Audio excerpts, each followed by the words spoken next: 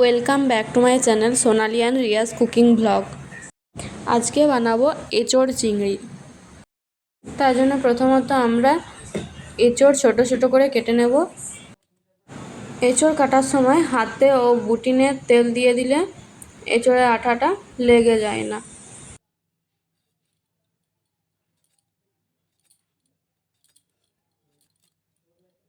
এরকম ছোট ছোট করে আমি এঁচোড়গুলি কেটে নেব। এঁচোড়গুলি কাটা হয়ে গেলে সিদ্ধ হওয়ার জন্য দিয়ে দিলাম।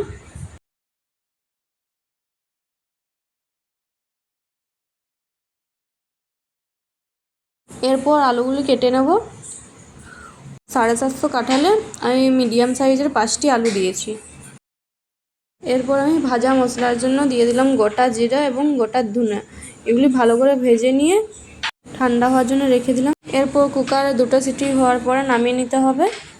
এঁচোড়টা সিদ্ধ হওয়ার সময় একটু হলুদ দিয়েছিলাম, কারণ এঁচোড়ের কষা ভাবটা থাকে না। এরপর আগের থেকে কেটে রাখা আলুগুলি ভেজে নেব।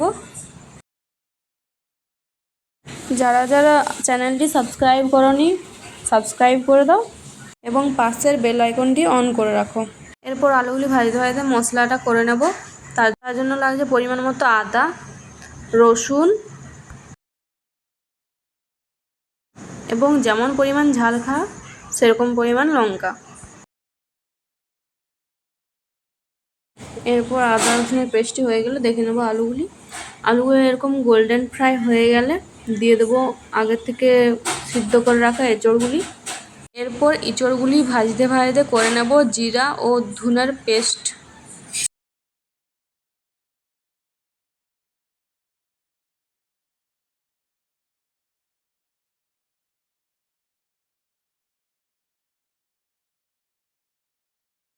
এরপর এঁচোড়গুলি ভাজা হয়ে গেলে নামিয়ে নিয়ে ওই কড়াইয়ে পরিমাণ মতো তেল দিয়ে চিংড়ি মাছগুলো ভেজে নেব।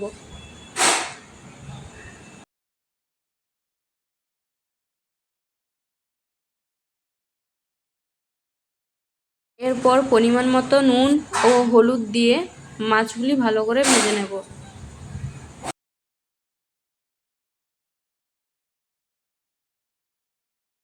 এরকম গোল্ডেন ফ্রাই হয়ে গেলে মাছগুলি তুলে নেব।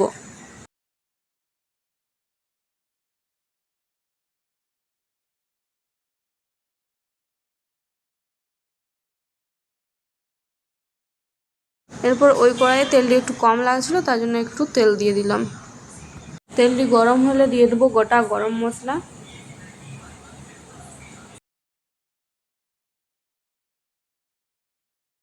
দিয়ে দিলাম গোটা জিরে, 2 টুকরো তেজপাতা। এগুলি একটু ভেজে নিয়ে দিয়ে দিলাম আগের থেকে কেটে রাখা একটি পেঁয়াজ।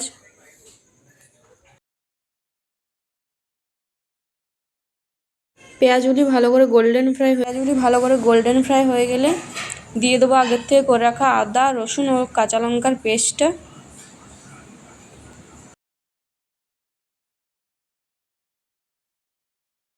এইগুলি একটু ভেজে নিয়ে দিয়ে দিলাম জিরা ও ধনিয়ার পেস্ট।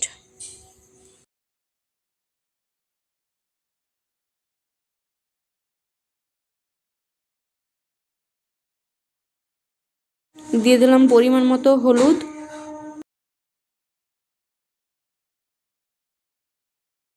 মশলাগুলি একটু শুকনো হয়ে গেছে, তার জন্য দিয়ে দেবো একটু জল।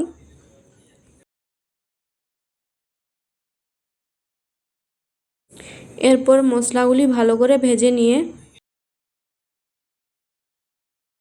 কালারের জন্য দিয়ে দেবো কাশ্মীরি লঙ্কার গুঁড়ো।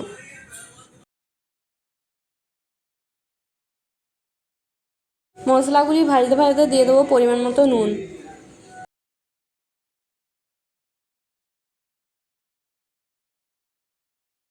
মশলাগুলি ভালো করে ভেজে নিয়ে দিয়ে দেবো কয়েকটু পরিমাণ জল।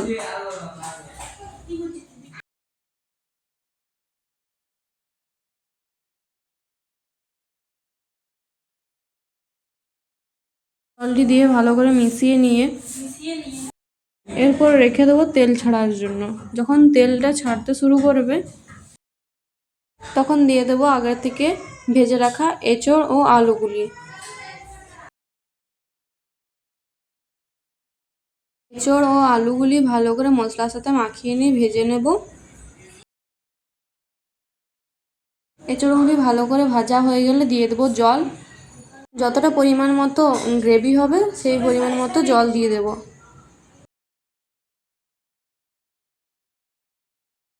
এরপর এঁচোড়গুলি ভালো করে মিশিয়ে নিয়ে ঢাকা দিয়ে দেবো 5 মিনিটের জন্য। 5 মিনিট পর যখন আলু এঁচোড়গুলি ভালো করে সিদ্ধ হয়ে যাবে তখন দিয়ে দেবো আগের থেকে ভেজে রাখা চিংড়ি মাছগুলি।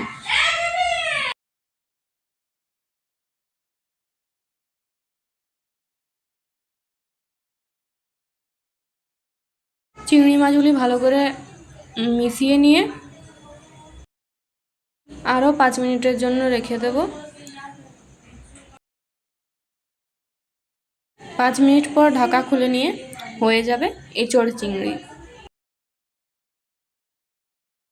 এইভাবে এঁচোড় চিংড়ি রান্না করে দেখো, অসাধারণ স্বাদের হবে। ভিডিওটি ভালো লাগলে লাইক, কমেন্ট এবং শেয়ার করে রাখো। Thank you for watching my video.